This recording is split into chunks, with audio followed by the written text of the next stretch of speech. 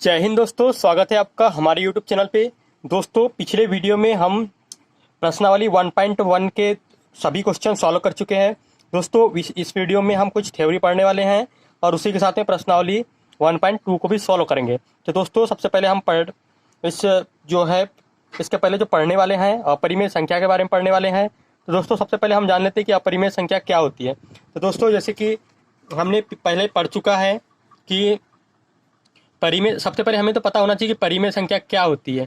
ठीक है दोस्तों, तो परिमेय संख्या क्या होती है कि वे संख्या जिसे हम p/q के रूप में प्रदर्शित कर पाते हैं वह क्या कहलाती है, परिमेय संख्या कहलाती है। ठीक है दोस्तों, तो हमें यदि पूछा जाए कि परिमेय संख्या क्या कहलाती है, तो वे संख्या जिसे हम p/q के रूप में प्रदर्शित कर सकते हैं उससे हम परिमेय संख्या कहते हैं। ठीक है दोस्तों, तो अपरिमेय संख्या की परिभाषा क्या हो जाएगी,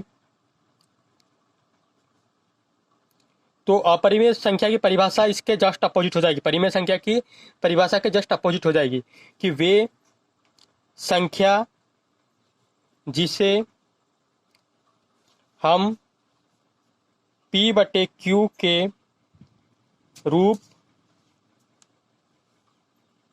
के रूप में प्रदर्शित नहीं कर पाते हैं क्या कहलाएगी, अपरिमेय संख्या कहलाएगी। ठीक है दोस्तों, तो इसके एग्जाम्पल आप देख सकते हैं। इसके जो एग्जाम्पल है वह हो जाएगा करनी 2, करनी 3, करनी 15 और जो है पाई, और आप देख सकते हैं यहाँ पर 0.10, 11, 0, 111, 0।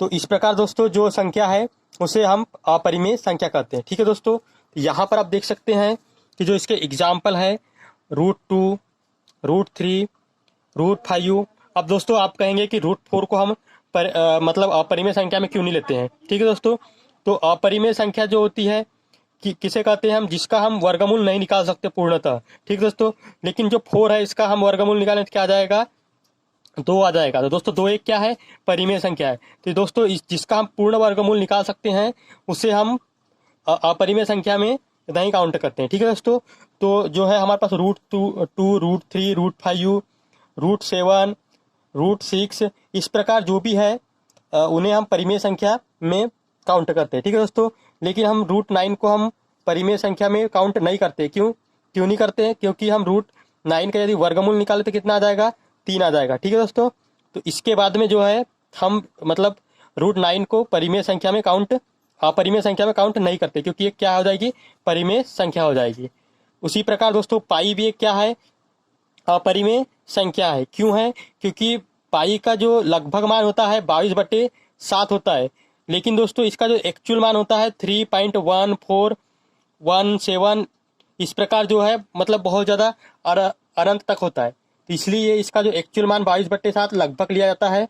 इसलिए जो पाई जो है ये क्या अपरिमेय संख्या है। दोस्तों इसको हम बाद में डिटेल में आगे पढ़ने वाले हैं कि पाई एक अपरिमेय संख्या क्यों है। तो दोस्तों यहाँ तक अभी एक चीज़ ध्यान रखिए आप कि जो पाई ये क्या है, अपरिमेय संख्या है। ठीक है दोस्तों, अब इसके बाद चलते हैं आगे के वीडियो में।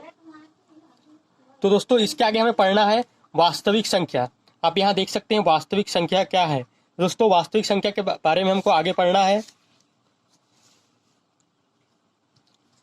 सबसे पहले जान लेते हैं कि वास्तविक संख्या क्या होती है।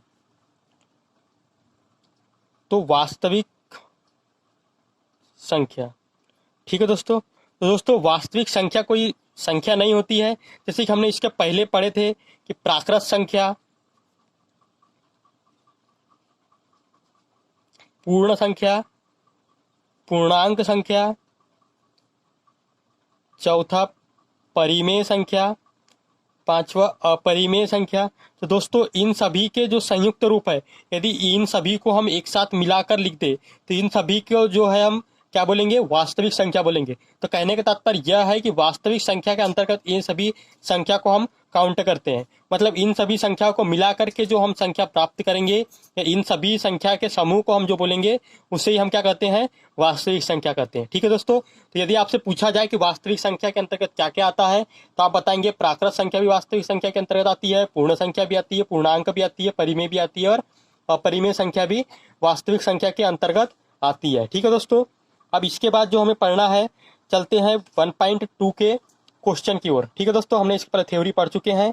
अब हमारे पास में 1.2 के क्वेश्चन क्या बोलता है। क्वेश्चन पहला कि नीचे दिए गए कथन सत्य है या असत्य है, कारण के साथ अपने उत्तर दीजिए। ठीक है दोस्तों, तो सबसे पहले हम पहला क्वेश्चन हमारे पास क्या दिया है कि प्रत्येक अपरिमेय संख्या एक वास्तविक संख्या होती है। ठीक है दोस्तों, एक बार फिर से देख लीजिए, प्रत्येक अपरिमेय संख्या एक वास्तविक संख्या होती है। तो ठीक है दोस्तों, इसका जो आंसर आ जाएगा कि सत्य। सत्य असत्य पूछा है हमें, तो ये सत्य में आ जाएगा, क्योंकि दोस्तों आपको अभी मैं कुछ देर पहले ही बताया था कि वास्तविक संख्या के अंतर्गत क्या आती है, अपरिमेय संख्या आती है। तो हमारे पास क्या पूछा है कि हमारे पास पूछा है कि प्रत्येक अपरिमेय संख्या एक वास्तविक संख्या होती है। तो ठीक है दोस्तों, हमने क्या लिख दिए, सत्य, मतलब हाँ। अब इसका हम कारण लिखेंगे, तो कारण क्या आ जाएगा, कारण में ये आ जाएगा क्योंकि अपरिमेय संख्या वास्तविक संख्या का ही एक भाग है। या फिर इस प्रकार से लिख सकते हैं आप कि क्योंकि वास्तविक संख्या में अपरिमेय संख्या भी शामिल होती है। ठीक है दोस्तों, दोनों प्रकार से लिख सकते हैं कि क्योंकि अपरिमेय संख्या वास्तविक संख्या का एक भाग है। देख सकते हैं आप यहाँ पर वास्तविक संख्या के इतने सारे भाग हैं, तो उसके में से एक अपरिमेय संख्या भी है। या फिर दूसरा कारण ये लिख सकते हैं क्योंकि वास्तविक संख्या का एक भाग क्या है, अपरिमेय संख्या भी है, या परिमेय संख्या एक वास्तविक संख्या में शामिल होती है। ठीक है दोस्तों, इसके बाद हमारे पास में अगला क्वेश्चन जो है कि संख्या रेखा का प्रत्येक बिंदु रूट यम के रूप का होता है जहां यम एक प्राकृत संख्या है। ठीक है दोस्तों, इसका जो हमारा आंसर आएगा दूसरा, यह हो जाएगा असत्य। क्यों असत्य हो जाएगा, क्योंकि वहां बोल रहा है कि जो है संख्या रेखा का प्रत्येक बिंदु रूट यम के रूप का होता है जहां यम एक क्या है, प्राकृत संख्या है। ठीक है दोस्तों, सबसे पहले हमें पता होना चाहिए कि संख्या रेखा में किस प्रकार की संख्या होती है। हमारे पास मान लीजिए एक संख्या रेखा है, अब इसके में हमारे पास जीरो शामिल होता है, इधर में +1 +2 +3 +4 +5 इस प्रकार की संख्या होती है। अगर हम जो है दाईं ओर आ जाए तो दाईं ओर -1 -2 -3 -4 इस प्रकार भी हमारे पास में अनंत तक होता है। ठीक है दोस्तों, इसके बीच में हमारे पास में परिमेय संख्या भी आ जाती है। परिमेय संख्या में कितना आ जाएगा, मान लीजिए यहाँ पर 1/2 आ गया, यहाँ पर 3/2 आ गया। इस प्रकार हमारे पास में जो है ये संख्या रेखा है और इसमें इस प्रकार हम संख्या प्रदर्शित करते हैं। तो हमारे रेखा का प्रत्येक बिंदु रूट यम का रूप का होता है जहाँ यम एक प्राकृत संख्या है। ठीक है दोस्तों, तो हमारे पास संख्या रेखा क्या रही, हमारे पास संख्या रेखा यह है कि जहाँ पर हम 0 1 2 3 प्लस इन्फिनिटी तक प्रदर्शित कर सकते हैं, या फिर इधर -1 -2 -3 -4 इधर मतलब ऋणात्मक जो अनंत तक हम प्रदर्शित कर सकते हैं। इसमें इसके बीच में हम जो है परिमेय संख्या मतलब 1/2 3/2 इस प्रकार की संख्या भी प्रदर्शित कर सकते हैं। लेकिन दोस्तों हमारे पास क्वेश्चन में बोल रहा है कि यहाँ पर प्रत्येक संख्या क्या है, रूट यम के रूप में होती है, जहाँ यम क्या है, एक यहाँ यम एक प्राकृत संख्या है। ठीक है दोस्तों, तो हम देखते हैं कि यहाँ पर ऐसा एक होता है या नहीं होता। तो आप एक का देख सकते हैं, तो एक का रूट एक का मान क्या होगा, एक होगा, तो यह तो प्राकृत संख्या है। लेकिन दोस्तों रूट 2 क्या है, एक यहाँ देख सकते हैं रूट दो का मान क्या होगा, रूट 2 ही होगा। हम इसका वर्गमूल नहीं निकाल सकते, मतलब पूर्ण रूप में। ठीक है दोस्तों, यह एक प्राकृत संख्या है क्या, नहीं है। तो इसका जो आंसर आ जाएगा असत्य आ जाएगा। और हम क्या लिख देंगे कि इसका जो कारण आएगा, कारण में लिख देंगे कि प्रत्येक संख्या रेखा का प्रत्येक जो है यदि हम रूट यम के रूप में प्रदर्शित करें तो वह एक प्राकृत संख्या नहीं होता है। ठीक है दोस्तों, इसके बाद क्या पूछा है कि प्रत्येक वास्तविक संख्या एक परिमेय संख्या है। तो यहाँ पर हम देख लेंगे कि प्रत्येक वास्तविक संख्या एक अपरिमेय संख्या है। तो दोस्तों यहाँ पर आप देख सकते हैं कि वास्तविक संख्या क्या होती है, इन सभी संख्याओं का प्राकृत पूर्ण पूर्णांक परिमेय अपरिमेय संख्याओं का क्या होता है, एक सम्मिलित रूप होता है। लेकिन यहाँ पूछा है कि प्रत्येक वास्तविक संख्या अपरिमेय संख्या होती है, तो दोस्तों यह असत्य हो जाएगा। तीसरा वाला जो हमारा क्वेश्चन है इसका भी आंसर क्या हो जाएगा, इसका भी आंसर तीसरे का असत्य हो जाएगा। ठीक है दोस्तों, क्यों हो जाएगा, कारण यह है कि जो अपरिमेय संख्या है, अपरिमेय संख्या वास्तविक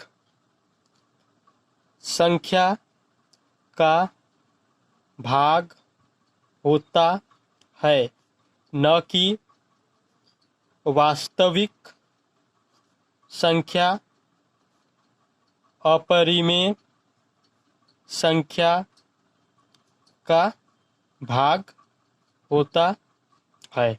ठीक है दोस्तों, इस चीज को समझिए क्या बोलना चाह रहा है कि अपरिमेय संख्या जो है वास्तविक संख्या का भाग है।